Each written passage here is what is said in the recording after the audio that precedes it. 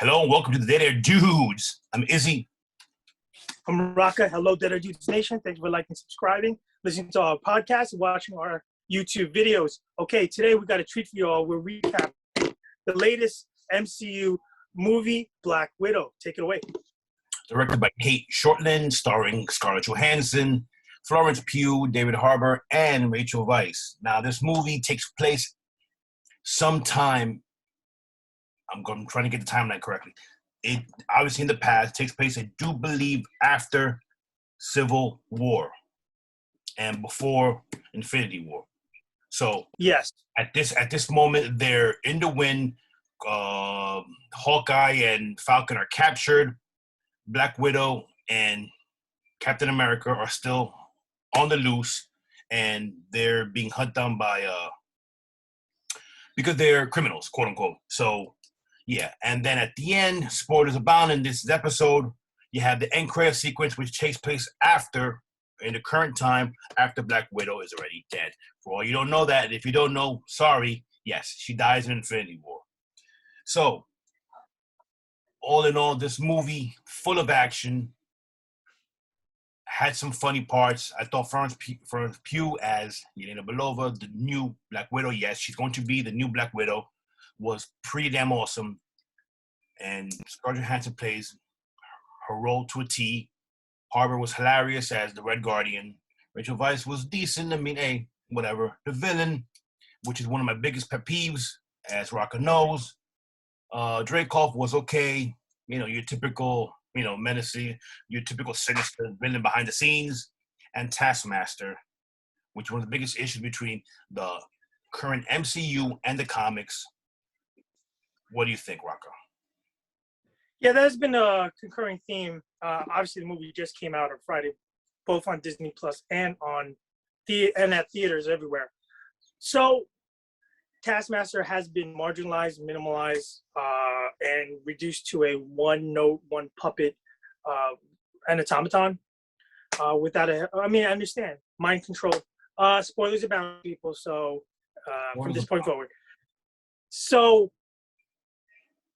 What could have been a great character, especially in the comic book lore, has been reduced to a minion, a mindless minion. The other but the other worthy criticism that's floating out there is that this, much like other movies, maybe after Guardians of the Galaxy, has a little bit more of a comedic spin to it, adding some levity to it, which, in the comic book world, this is comics. You've got to have some colorful characters and a combination of not just drama, thriller, action, but some funny lines to kind of just ease off the tension and stuff. So in that sense, it's been built up. There's been a number of liberties taken with the comic book canon and with how things play out. And I know you have some comments about that because this is how the transition usually takes place with especially a very complicated and complex, long, very long comic book history. So go for that. Well, I mean, not to get too deep into it, and I'll be honest, I'm not the most well-versed follower of the Black Widow in the comics. As a matter of fact, up until before the first Avengers movie, I wondered why the hell is she even in the Avengers. Never was a big fan. Never saw the appeal. And I gotta be honest, the movies did. There's one big appeal. Well, the movies did change my mind, regardless of the fact whether or not on how attractive Scarlett Johansson is. She brought her own thing to the role, and she in many ways is the heart and soul of the Avengers, and that's why it was a big deal for when she gave up. Basically took the ultimate sacrifice in fighting Thanos, because I've had arguments with or discussions with a bunch of coworkers and other fellow MCU fans, and it was like, whoa, why is she even around? Because she has no weapons. She, can't fight one-on-one. She is pretty much useless compared to all these aliens and gods and superpowered beings. And I'm like, well, yeah, but now we see what her her big thing is, she was the heart and soul of the Avengers. And this movie, which should have been, You can argue that she's the glue that kept them together because she calmed down the Hulk. She negotiated relations with two big egos and dividing forces in Iron Man and Captain America. Actually, her biggest draw, one can argue, not just her fighting skills, fantastic, or espionage, her gift of gab or lack thereof, her ability to extract information and then have a set goal, have everybody play that same goal. Yeah. Not to mention, going all the way back to the first Avengers, she kind of got Barton back, Hawkeye back, after he was used by Loki, back into the fold and with a singular focus on what the Avengers should be. Go ahead. Yeah, and then during the Infinity War, she was the one that freaking held it down when, the snap, when everybody was gone.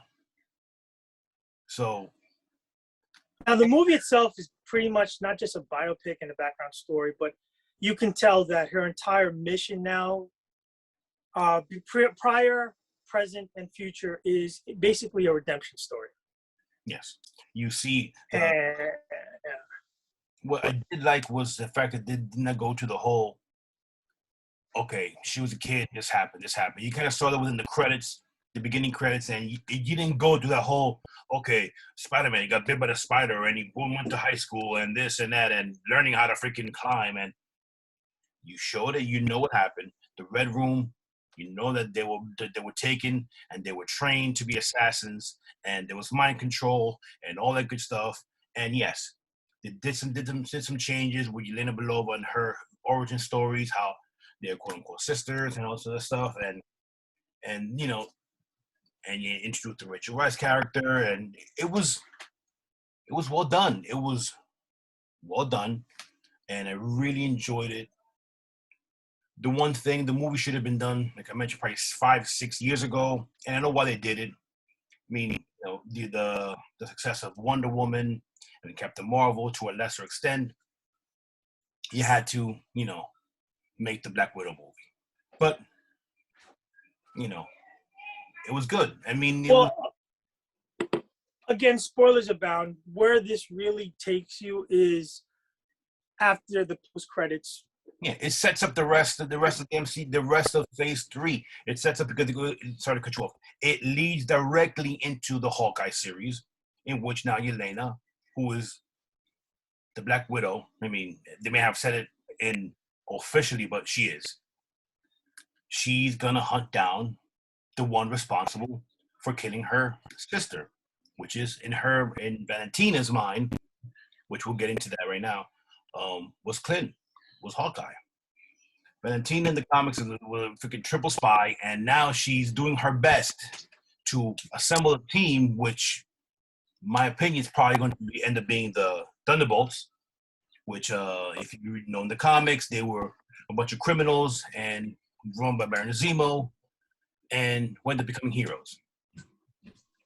Now, this can be a little different because we still don't know what Valentina's, behind the scenes, her ideas and the machinations of what's going on. But you have your Captain America and US Agent, and now you have your Black Widow and Yelena Belova. Now, let's see what transpires next.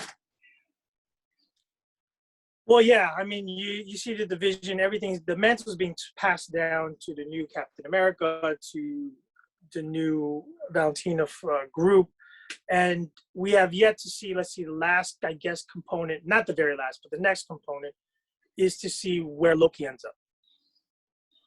Yeah, we where the series gotten into that, but yeah, Loki. The Loki thing is going to. But they're all intertwined somehow. Of course, everything's intertwined. I mean, it's just. I haven't been this excited for the future phase since we were introduced to Thanos way back in the first Avengers. Because I gotta be honest, as a fan of the comics, I have no freaking idea what's going on. I mean, I do, but there's so many different ways you can go. Open up the multiverse. You have Kang. Now we know that Kang is going to be the villain in Ant-Man 3. You're talking about the Multiverse of Madness with Doctor Strange. Now the latest Spider-Man movie coming up, you're going to have multi-dimensional, different Spider-Mans from different universes are going to combine into one. So that's going to be good. So already the everything is being set for the reintroduction of key characters. We know for a fact that there's a Fantastic Four movie coming out in the next couple of years. And if I don't know if you've noticed, Rocka, it's been in the news that Hugh Jackman has posted several pictures on Instagram, one in particular of Wolverine and the claws, and a second picture of Wolverine or Hugh Jackman hugging Kevin Feige. Now, we all know, if you guys don't know, Kevin Feige is basically the head honcho, the guru of the Marvel Cinematic Universe and the movies in general. So, and Feige has made it's not going to be Harry Potter? No, probably not. And Kevin Feige has made no secrets that he wants Hugh Jackman and his Wolverine in the MCU. You also had another report that he mentioned that Deadpool 3 will be rated R and will be Ryan Reynolds, but it won't be shot up until next year because of all of Ryan Reynolds' prior commitments. So sometime probably, if we're lucky, end of next year we'll get it. If not, the following. Oh, so are you opening the rumor that Ryan Reynolds is going to be in another failed romantic comedy? I'm pretty sure that is a given. No, all right. We love Ryan Reynolds here, but we love me some Ryan. Yeah. All right, so it's only our second biggest man crush, next to Keanu. Obviously, all in all, what can we say here? This was, out of a 5-star rating, we give it, I'd say, 4 Black Widows. How appropriate. I give it 4 Black Widows as well. I mean, it wasn't a perfect film by far, but it was a very good outing. And yeah, I would have definitely seen it in the theaters if I didn't pay the $29.99 for premiere access. Disney, thank you. All right, that being said, thank you, Mickey Mouse and the Mickey Mouse Squadron. All right, so we look forward to see where Loki takes us, how everything ties in. And of course, we have the Shang-Chi movie, I guess, coming out later in the year. We still have the which is going to be huge, I assume, the Eternals. Has the date been pushed back? I know it was initially sometime October, November. I don't know yet if that's going to be February now. Still in November. I don't have the exact dates on me. I apologize, guys. We'll definitely make a video on the upcoming MCU slate. We know that Shang-Chi is next. Well, first of all, we got to finish Loki. You have the What If series coming out on Disney+. Then you have the Shang-Chi film. You have the Eternals, both coming out this year. And at the end of the year, you have Spider-Man. Dates to be determined, of course. And you also have Hawkeye, the series, which we know is the continuation directly of this movie in particular. You have She-Hulk, and you have Moon Knight in production, as well as Ms. Marvel. That being said, we have lots of good shit coming. Video on that will be soon, and can't wait. And not to dismiss DC, but Black Adam. Yes. I'm just finished wrapping up. Okay, awesome stuff. All you guys out there, thank you for liking, subscribing. Keep tuning into our podcast. We're going to have more content as soon as we can to pump it out. Also, be on the lookout. Sometime this summer, we're going to have a subscriber giveaway. Tune in for that. I'm Rocka. I'm Izzy. Thanks for the Dead Dudes. Stay vigilant. Save the whales. Take care, guys.